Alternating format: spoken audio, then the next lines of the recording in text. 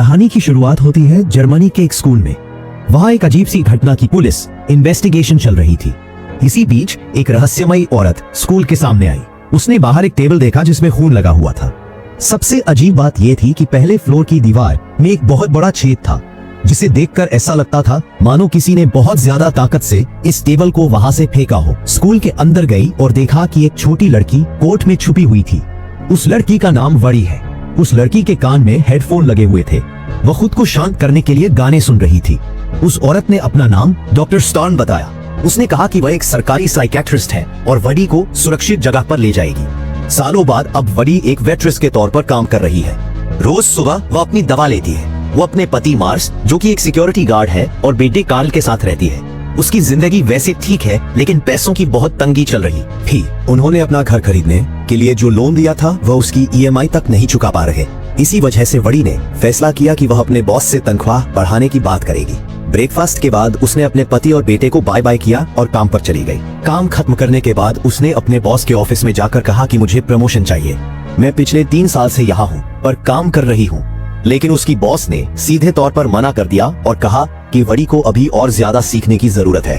अभी सही वक्त नहीं है, थोड़े टाइम बाद बात करेंगे। साथ ही उसने वड़ी पर और ज्यादा काम बढ़ा दिया। वड़ी को कचरा फेंकने वाले काम से बड़ी घिन आई, लेकिन फिर भी उसने प्रमोशन की आस में वह काम कर लिया। जब वह कैशियर के डब्बे के पास गई तो एक भिखारी उससे पास खाना मांगने लगा। बॉस को बिना बताए वड़ी ने उसे थोड़ा खाना तो दे दिया। उस आदमी ने उसका शुक्रिया अदा किया और कहा कि तुम हमारे जैसी हो। वड़ी को उसकी बात कुछ खास समझ नहीं आई और फिर जल्दी से अपना काम खत्म करके घर पहुंची।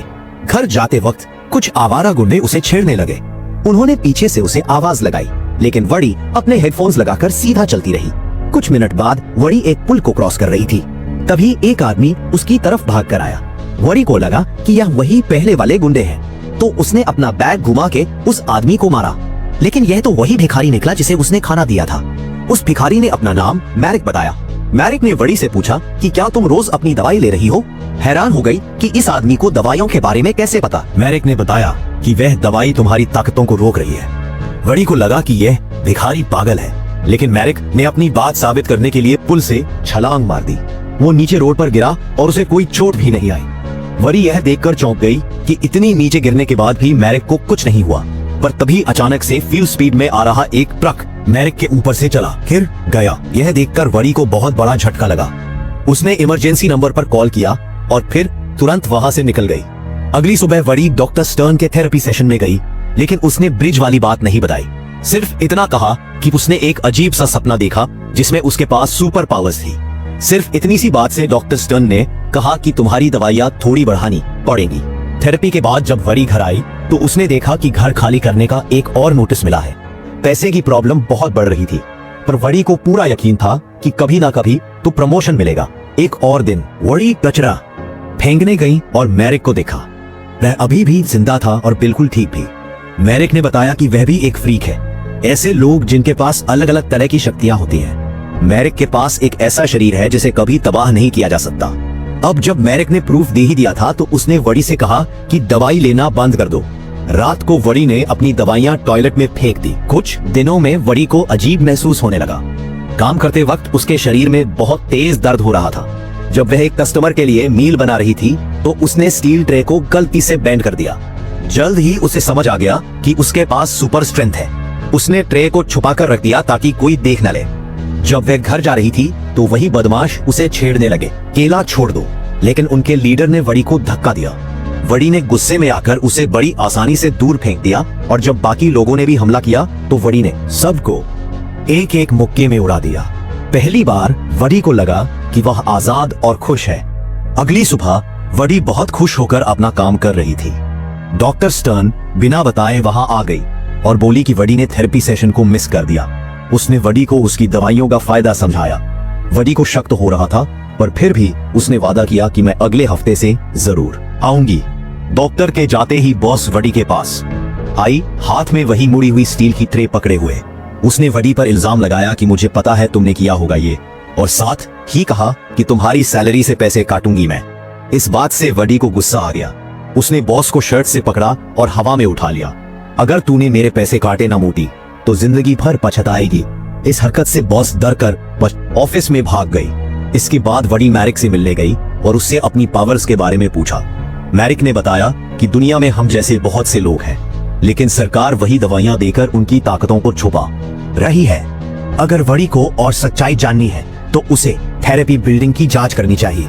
वडी बिल्डिंग में गई, लेकिन वह पूरी तरह बंद थी।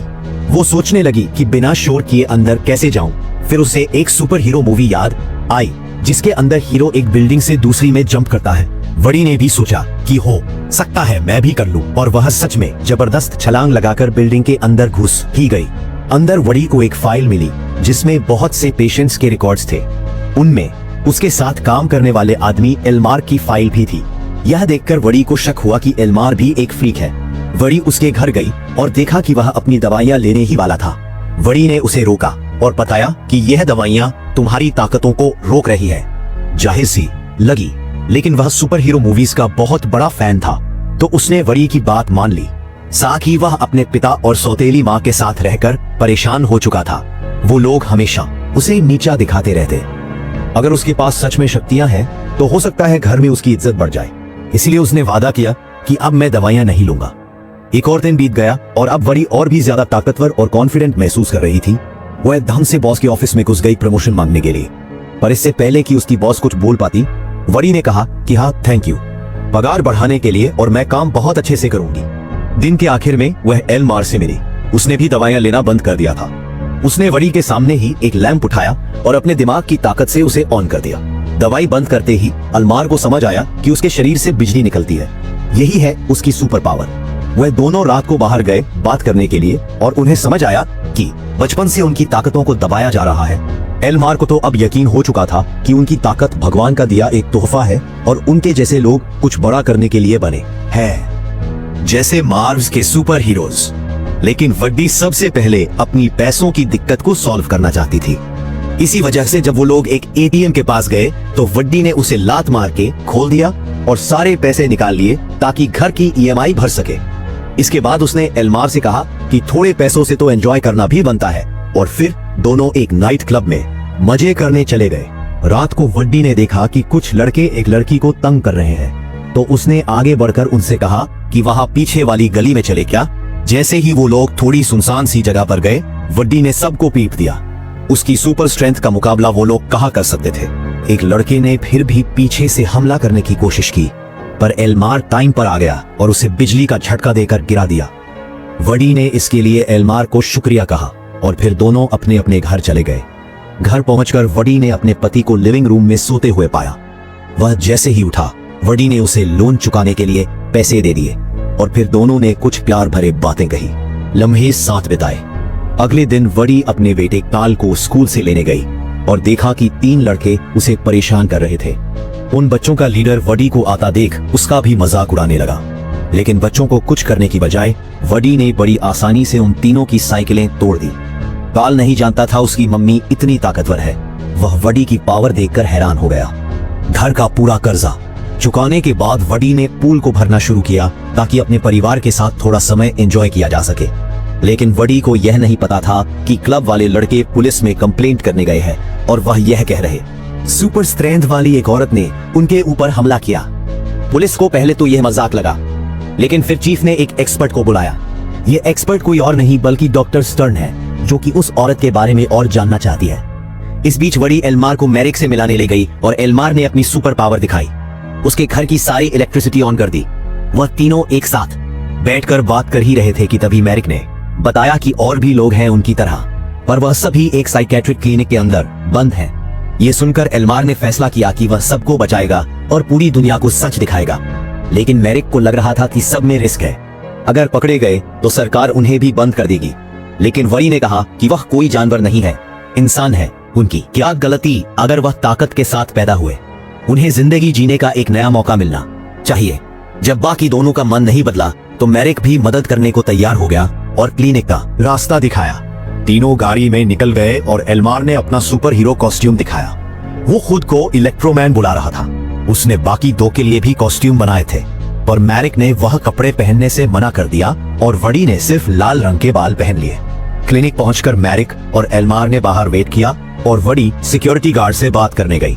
गार्ड ने कहा कि बिना परमिशन के कोई अंदर नहीं जा सकता।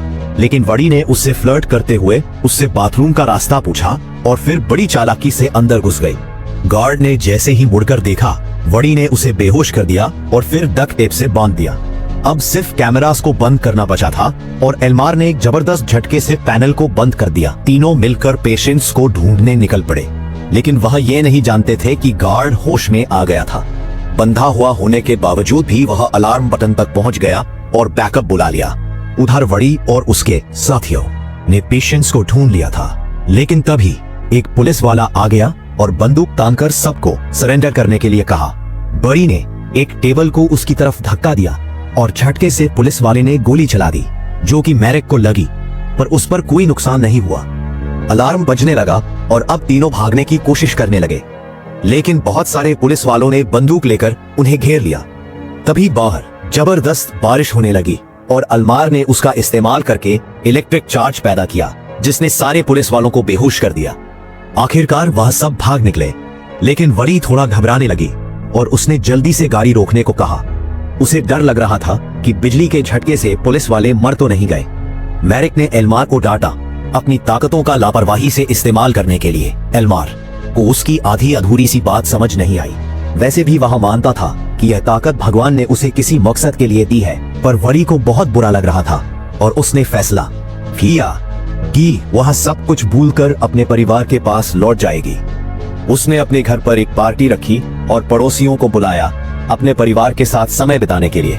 लेकिन एल्मार अपनी ताकतों का इस्तेमाल करना नहीं छोड़ना चाहता और अब उसे कहीं ना कहीं डर था कि मैरिक उसे रोकने की कोशिश करेगा। तो वह डॉक्टर स्टर्न के पास गया और कहने लगा कि मैं थेरेपी कंटिन्यू करना चाहता हूँ। उसने यह भी कहा कि मेरे साथ कुछ अजीब सा हुआ। एक भिखारी है, उसने मुझे कहा था कि दवाई छोड़ के देखो। यह सुनकर डॉक्टर स्टर्न ने पूछा कि वह आदमी कौन है, और एल्मार ने बड़ी चालाकी से उसे मेरिक की लोकेशन बता दी। कुछ घंटों बाद बहुत सारे एजेंट्स बंदूकें लेकर मेरिक के ठिकाने पर पहुंचे।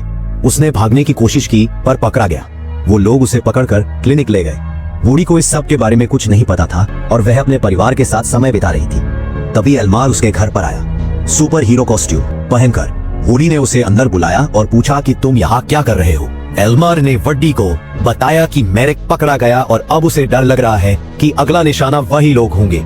जिसके बाद उसने कहा कि मैंने एक तरीका ढूंढ लिया है जिससे हम अपने आप को बचा सकते हैं। वह चाहता था कि वड्डी उसके साथ चले, क्योंकि अगर वह दोनों अपनी ताकत को जोड़ दे तो उन्हें कोई नहीं रोक पाएगा।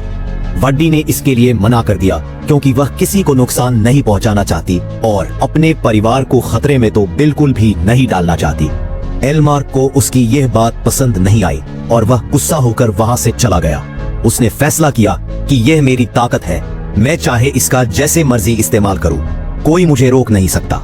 उधर वड्डी के घर पर उसके पति ने उससे पूछा कि यह आदमी कौन था और क्या चाहिए था इसे। वड़ी अब सच एकदम छुपा पाई और बताया कि एल्मार एक तरह का सुपर हीरो है। क्योंकि हमारे पास ताकत है तो हमारी कहानी की एंडिंग यहीं पर होती है। मिलते हैं नेक्स्ट वीडियो में, तब तक के लिए बाय बाय। और हाँ, वीडियो को लाइक कर देना, चैनल को सब्सक्राइब कर देना।